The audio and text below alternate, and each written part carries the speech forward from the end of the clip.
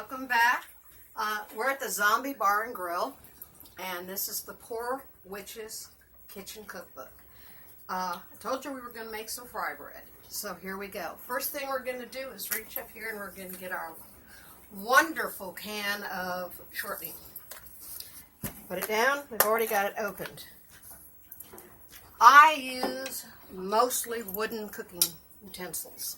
If they're not over 100 years old and handed down to the family, my husband has gotten some or made some for me. We're going to do fry bread, so we're going to need to put the shortening. This is fry. His life is fry bread. That's one of the things you want to do, is designate objects for their purpose. This pan's only purpose in life is for fry bread. It might sound a little strange, but you'd be surprised at how much time it sends or saves you. Now that's a big old clump right there, but I'm going to need another one. And I know that as you hear me talking, I'm sounding a little odd. Well, I happen to be terminal with cancer, and it's up in my jaws, and it's in my throat, so I have a little bit of difficulty with speaking at times. So I'm asking you to be patient and forgive me. So I've gone ahead and I've gotten my shortening in fry. And he's very happy, and it's going to sit there and wait. And I'm going to pass this on down to my wash bowl in the sink that's already waiting. Now, when you're going to cook, it's a good idea if you go ahead and you get everything ready so that it'll save you some time.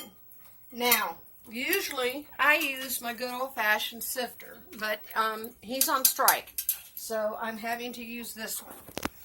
So we're going to put our ingredients together, and like I said, if you've got flour and water, you've got food, but I've upped this a little bit. So we need 1 cup of flour, and we're going to put it in our sifter.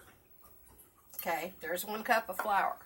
Next, it says it wants 1.5 tablespoons baking flour. Okay, here we go. Put that in there. Always work with your dry ingredients first. Next, salt and Lowry's. And it wants 1/4. Here we go.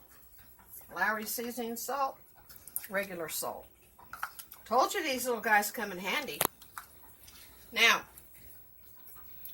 this is 1/8 of sugar.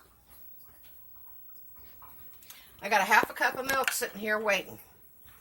I've got my dry goods together, so now I'm going to just take the time. And what this is doing is just making sure you don't have lumps and clumps. And you see right there, you see those little bitty guys right there? This is what you want to do with them. You just go on and give this a little pat. You hear that? They've disappeared. There'll be no lumps in there. He gets hung back up where he lives, right there. We've got our dry ingredients. Now I make a little well, just a little tiny center, like that. Now, I'm going to go on, I'm going to put my tablespoon, or my cap lid, my cap lid of Mexican vanilla. You can use any kind of flavor you like, and I am hooked on Mexican vanilla. I love this stuff. My husband loves it. So we have that, and it gets put away over here, oops, in my basket. Now, here comes the interesting part.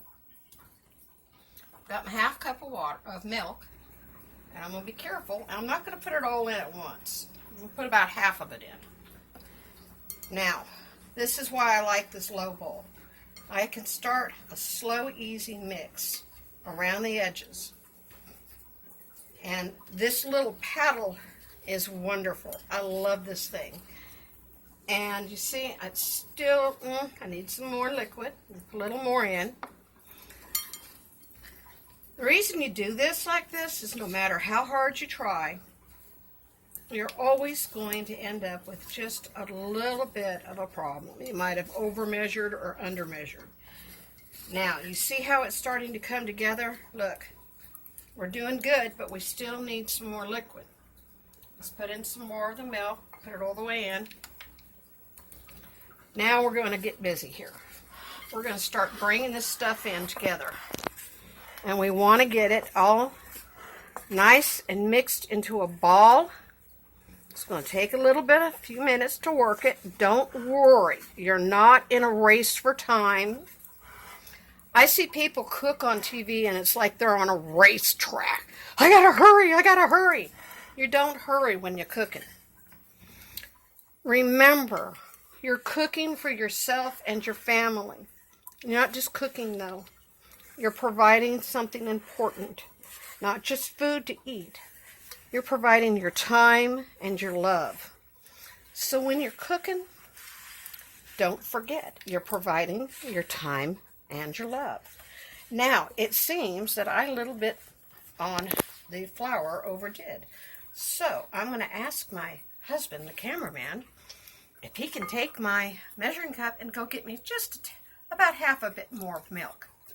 And I'm going to hold the camera,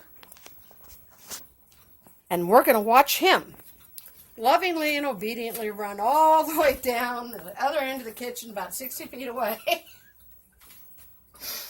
We have got to get ourselves some roller skates. But like I said, don't worry about it. You know, everybody is different. Everything takes its time. And there are people that are like, oh, it's got to be the perfect measurement. Give me about a half of that. I think that'll be pretty good. Thank you, sweetheart.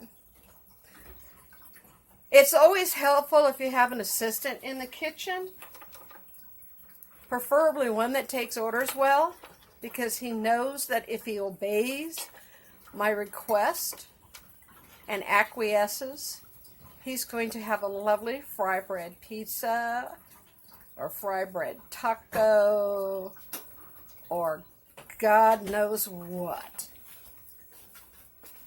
So here he comes, and he's going to take the camera. I'm going to take the milk. And here we go. We're going to put a little bit more in, not all of it. But remember, like I said, we're making love. We're making love here.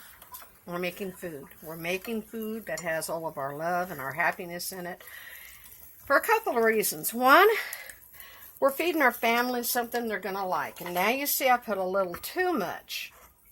This is a game. I am not Martha Stewart, thank the goddess. I'm not some big-time professional cook.